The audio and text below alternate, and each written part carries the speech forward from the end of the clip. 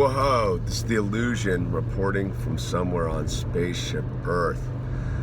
Thought I'd give you some thoughts about San Francisco. San Francisco's a trippy city, man. It's super trippy.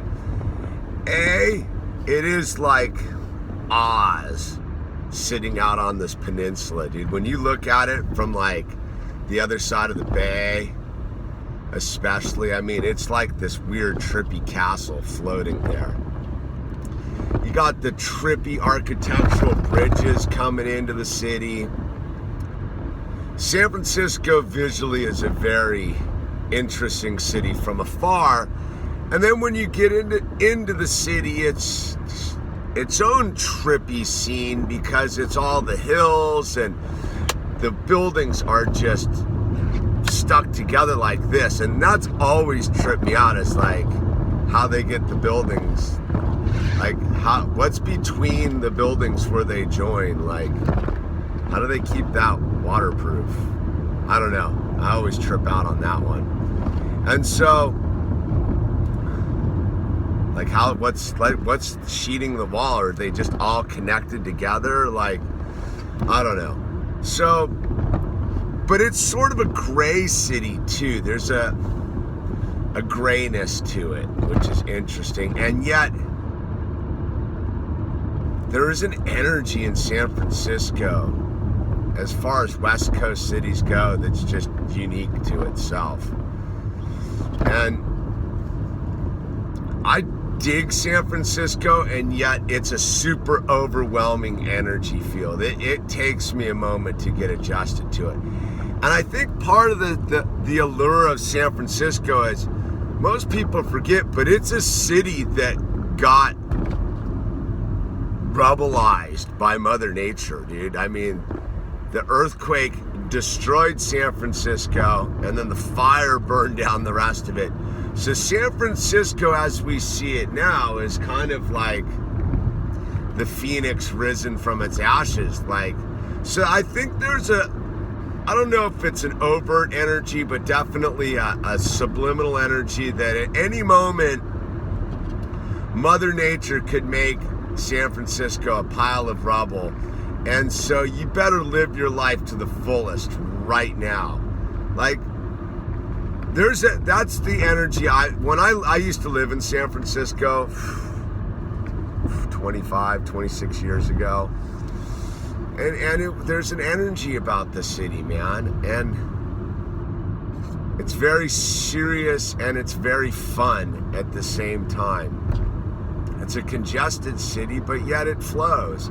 It's a city of contradictions from what I can tell. Is in one sense it's very tough, and yet one sense it's very soft. I mean, it's one of the most leftist, liberal cities probably on the planet, and yet it is a mean city. Like, if you venture too far into a neighborhood where you don't know where you're going, you can find trouble real quick in San Francisco.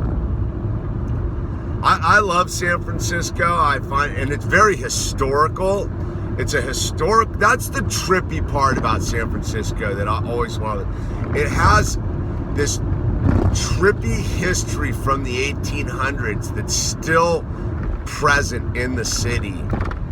And yet it's fully modern. And then there's this post-World War II vibe to it. And it's sort of gray and moldy a little bit from all the fog. It's hard for me to put my finger on it, which was why I was making this video. As I was leaving the city, I was thinking about it. And there was and what else San Francisco has is just these spectacular parks that encompass vast quantities of land. And I think that's really pretty neat. Golden Gate Park, the Presidio, super cool, man. And then when you get out of San Francisco, you can get right into some open space really quick.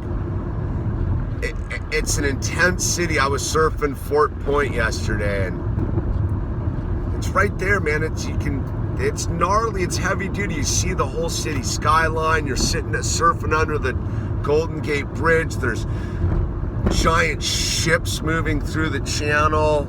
And yeah, here you are trying to catch a couple waves, man. So it's got that kind of and then, you know, as a skateboarder, it's basically the world's largest skate park. I mean, I didn't do any skating on this trip because the roads were a little, I don't know, I just didn't want to risk my back. You need to be full 100% form to charge San Francisco hills. But dude, if you're a skater, dude, you just go to SF and get a bus pass. It's like having a lift pass. It's like being on a ski mountain, dude, except for skateboarding. I don't know, man. And then you got the whole hippie culture, the gay culture, the dot-commers, these super rich people, these super poor people. It's just a city filled with contradictions. And I think that's part of its charm, because what is San Francisco's identity? I don't really know, except it's radical, man. If you haven't been to San Francisco, you should go to San Francisco. You can go up to the tower up there and overlook the entire city and get like a 360 view of the whole thing. And it's pretty amazing. Like, I don't know, it's like this artery of humanity. Like, there are so many people just buzzing around the beehive of San Francisco. It kind of blows my mind. Just all sorts of people wedged into 9 square miles, doing their thing, man. Doing their thing, dude. And yeah, it's pretty heavy. And my one issue with San Francisco is there's not a lot of public bathrooms, dude. So be aware when visiting, dude. Probably don't want to eat any funky food the night before. But besides that, man, it's my one complaint with cities is like there's just not enough public bathroom facilities, man. I could make a whole video about my trip with that, but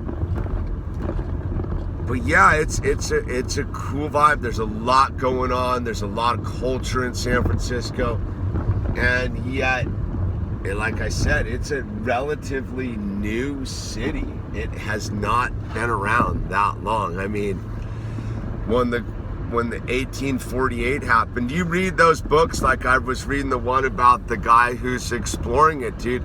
In the early 1800s, man, it's just an outpost, basically. There's nothing going on in San Francisco, man. So yeah, it's young and it's old, man. You know, it's trippy, dude. That's all I really had to say about San Francisco. Is it's a trippy place. It's trippy. Anyway, dude, it's time for me to focus on the surf I'm looking at here, dude.